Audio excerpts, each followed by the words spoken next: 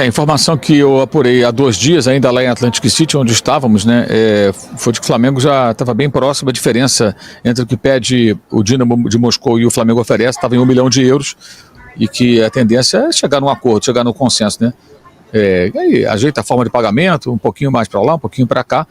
Então a tendência é jogador ser realmente jogador do Flamengo. Ontem, nenhuma atualização, nada de novo aconteceu. Não está fechado ainda, mas está bem encaminhado. Está bem encaminhado, mas não está fechado. Eu já vi que tem gente que fala, não fechou nada. Está bem encaminhado, mas não está fechado. Entendeu? Vai acabar acontecendo. E não precisa ter pressa, não vai jogar. O cara vai pegar um avião, chegar aqui e jogar, não pode. Ele vai ter que fazer exame e tudo. Esse rapaz, se for contratado, ele só vai poder jogar pelo Flamengo a partir da segunda quinzena de julho. 10 de julho já quebra a janela. Pois é. Não, até ele chega, até o Flamengo voltar ao campeonato, ele treinar com o jogador, ele vai jogar daqui a quase um mês, na melhor das hipóteses. Então, para que pressa? Não precisa pressa, mas a tendência é o negócio fechar. E o Okafor, o Flamengo desistiu porque o campeoníssimo pediu muita grana, e a pedida dele o Flamengo já achou inviável e já descartou. Vai buscar lá fora outro jogador que tenha a característica de ser um atacante, que jogue de lado de campo também, que possa ter drible curto, abra espaço e que finalize e faça gols. Esse é o objetivo, encontrar alguém com esse perfil para reforçar o elenco. Pelo lado, né? Ele pode jogar na função do Arrascaeta, ele pode ser um jogador de lado também, o meia que joga pelo lado. A grande questão é, ele de fato, assim, a trajetória dele não é das mais empolgantes. O departamento de futebol, de observação do Flamengo, de scout, entende que ele evoluiu, que ele chegou no nível que ele vai agregar. E acredita que o estilo de jogo dele se encaixa naquilo que o Flamengo pretende. Mas, de fato, o preço é salgado. É bem salgado. Em relação ao que ele custou, então, está saindo pelo dobro, aproximadamente, do que o time russo pagou por ele. Mas, ao mesmo tempo, se quiser contratar jogador do mercado internacional, não vai ser barato. Não vai ser barato. A não ser que se encontre um jogador como o caso do Jorginho, em final de contrato. Aí o salário também é bem alto, que você paga. E que queira vir para o Brasil, você está comprando o passe do cara, e que queira vir. Esse é um outro problema, nem todo mundo quer vir. Eu vejo às vezes, por que não contrata o Almada? Amigão, você acha que o Almada quer jogar no Brasil? Ele ficou aqui 6 meses, doido para ir embora. Na derrota para o Pachuca já anunciou que estava indo para o Lyon. Luiz Henrique veio para cá com a promessa de ir embora. Acabou não indo para a Europa, no mercado mais convencional, foi para a Rússia. Mas às vezes o cara não quer. O cara não quer. Se o Okafor pedir uma fortuna, por quê? O cara pede para não vir, pô. Vou pedir uma fortuna. Se me pagarem, de repente eu vou. Por que o Depay veio, gente? Por que o Depay veio? O Corinthians aceitou um contrato de padrão europeu, mesmo sem ter dinheiro. O cara falou, vamos viver uma aventura do Brasil, por que não? Ainda mais o estilão dele, né? Pô, vai ser divertido o Brasil. E veio. Foi pro Brasil. É isso, é simples assim. Então, depende do cara querer jogar no Brasil. E uma coisa importante, a Liga do Flamengo, a Liga Brasileira, o Campeonato Brasileiro, ele não tem visibilidade global. Mesma coisa a Libertadores, não tem. Então o cara sabe que jogar no Brasil, na América do Sul, significa se esconder um pouco em relação a você estar nas ligas de maior exposição. E, gente, vamos parar com isso de comparar vitória de um clube com a vitória do outro. Porque a virada do Fluminense foi mais legal, mais bonita que a virada do Flamengo. Que a vitória do Flamengo foi mais marcante que a vitória do Botafogo. Gente, isso é muito chato. Vamos torcer, eu particularmente estou torcendo para todos os clubes brasileiros se darem bem nessa competição. Vene, mas o Botafogo é rival, o Fluminense é rival, o Palmeiras é rival. Gente, na boa, os europeus, eles pisam na cabeça de nós sul-americanos a todo momento. Então eu não quero europeu se dando bem, eu prefiro um brasileiro se dando bem. E é isso, e tá tudo bem, essa vai ser a minha torcida. Fiquei feliz que o Fluminense saiu de campo ontem com a vitória, fiquei feliz que o Botafogo venceu o PSG e a gente pôde ver uma galera mal de cabeça por conta disso. Então, é isso, eu vou torcer para os brasileiros, espero que os brasileiros continuem se dando bem, inclusive nas quartas de final pode ter confronto entre brasileiros, Flamengo e Botafogo, ou Flamengo e Palmeiras, se eu não estiver errado ali no chaveamento, mas é isso, então é torcer para os brasileiros se darem bem, pelo menos eu vou continuar pensando dessa maneira. O Flamengo divulgou aí a programação para o elenco rubro-negro até o próximo jogo, que é na terça-feira, tá?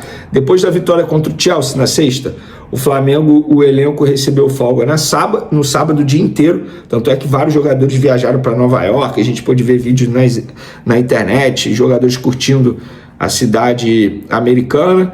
Depois eles voltaram, obviamente, para Stockton City, lá onde eles estão, digamos, onde é a base do Flamengo. Eles estão treinando na Stockton University e tem treino nesse domingo na parte da tarde, 4 horas da tarde, horário local, e 5 horas da tarde no horário de Brasília. É isso mesmo. Então, o Flamengo volta a treinar nesse domingo, treina na segunda-feira pela manhã. Na segunda-feira tem voo, tá?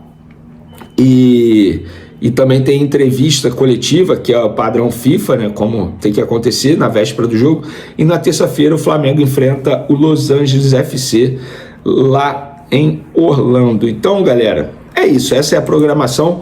Muita gente perguntando aí sobre time reserva ou não. Eu sou a favor do seguinte: jogadores pendurados não boto em campo. E o que eu tenho anotado aqui de jogadores que estão pendurados, ou seja, se levarem o cartão amarelo, não jogam as oitavas de final, são Pulgar, Gerson, Bruno Henrique, Plata. Esses 4 eu não colocaria em campo, sendo bem sincero. Ainda mais Pulgar, que é um cara que recebe muito cartão amarelo. Não botaria em campo os 4. E aí daria rodagem a outros jogadores. Michael, Cebolinha, próprio Juninho. Isso no ataque.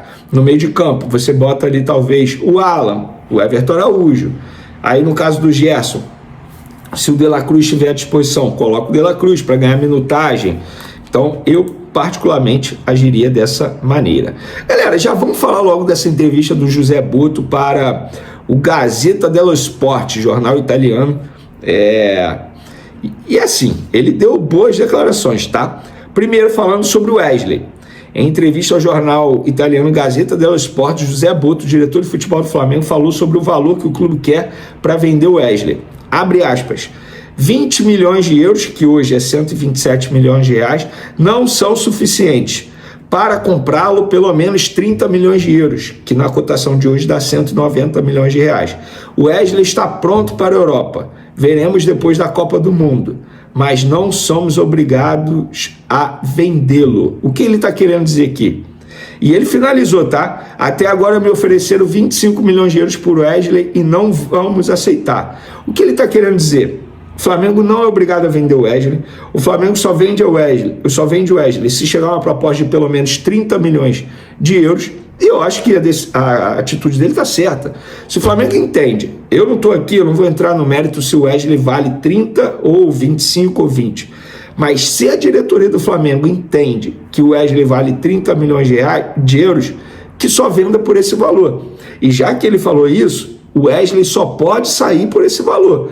Porque senão vai ficar parecendo que fala uma coisa na imprensa e depois faz outra coisa ali no dia a dia. Então, que não venda o Wesley por um valor menor que os 30 milhões de euros, como ele acabou de citar aqui, porque senão ele vai contra o discurso dele. Qual clube ofereceu 25 milhões de euros? Perguntei a uma pessoa do Flamengo, e essa pessoa do Flamengo simplesmente falou: vários clubes ofereceram, Venê, não foi apenas um, e nós não vamos vender. Beleza, eu, curioso que sou, tentei descobrir qual clube tinha oferecido 25 milhões de euros. Vários, assim, até mesmo da Itália, por exemplo, Roma e Milan, esses dois clubes ofereceram. E isso eu tenho certeza, é apuração. Roma e Milan ofereceram 25 milhões de euros para o Wesley. O Flamengo não quis vender. Agora, outra declaração dele que me chamou a atenção foi... ele foi questionado sobre qual jogador ali do futebol italiano poderia pensar na contratação para o Flamengo, e ele falou: para o que precisamos agora, eu pensaria em Vlahovic, que é o sérvio atacante da Juventus. Nosso problema não seria dinheiro, mas convencer esses grandes nomes a virem para o Brasil. No futebol, nunca diga nunca. O Dusan Vlahovic, ele tem 25 anos, tá? Ele começou, obviamente, lá no futebol da Sérvia, chegou em 2017, 2018 à Fiorentina da Itália, ficou lá até a temporada 2021-2022, depois se transferiu para a Juventus, clube que ele defende até hoje. Na última temporada, 2024-2025, ele fez 42 jogos, 15 gols e deu 5 assistências. É um baita jogador, tá? E de fato seria uma boa contratação para o Flamengo, e foi o que o José Botto disse: o problema não seria dinheiro, o problema seria convencer esse jogador e vários outros a virem para o futebol brasileiro. Inclusive, eu acho que a Copa do Mundo de Clubes pode ajudar nisso, para os jogadores e todo mundo entender que o futebol brasileiro não é tão abaixo dos demais assim. É abaixo, e vai ser abaixo por muito tempo, por questão de dinheiro, gente. É na Europa que tem o maior dinheiro. Isso é inevitável, é economia. Tanto é que o Estevão, um dos principais jogadores do futebol brasileiro, já está vendido ao Chelsea há muito tempo. E vai ser sempre assim. Não tem jeito. Mas o Arias continua no futebol brasileiro. Beleza. Méritos do Fluminense, que recusou proposta aí do Zenit, e também o jogador não quis ir para o Zenit. Mas veja se algum grande da Europa vem buscar o Arias agora. Não, porque ele já está com uma idade avançada, tal como a Arrascaeta, entre vários outros. O Gerson, por exemplo, ele vai voltar agora para a Europa, mas ele vai para o Zenit, que é um mercado que poucos jogadores estão aceitando ir nesse momento. Galera, outra declaração que eu achei maneira demais do José Butto foi quando ele foi questionado sobre uma possível saída do Felipe Luiz futuramente, já que é um treinador que está se destacando.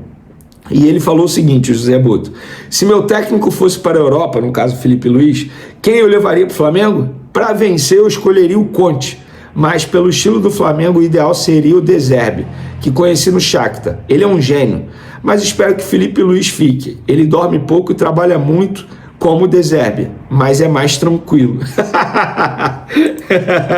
Gostei dessa declaração do José Butto falando sobre treinador, galera. Então, foi uma baita entrevista, declarações que saem um pouco da caixinha. A diretoria rubro-negra não deixa de monitorar o mercado de transferências e já avalia possíveis reforços para a sequência da temporada. Um dos nomes que ganha força nos bastidores do clube é o do meia Anderson Talisca, ex-Bahia, que atualmente está no Fenerbahçe, da Turquia. Talisca, de 31 anos, é visto com bons olhos pela cúpula rubro-negra, principalmente por sua experiência internacional e pela capacidade técnica de decidir jogos.